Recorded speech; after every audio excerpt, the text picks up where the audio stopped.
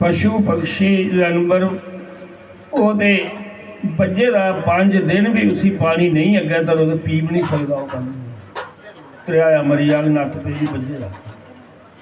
इंसान का शरीर परमात्मा ने दिते दा है कि मेरी भगती करिए तो उस मिगी पाई सकती हो सारिया जूने को सब।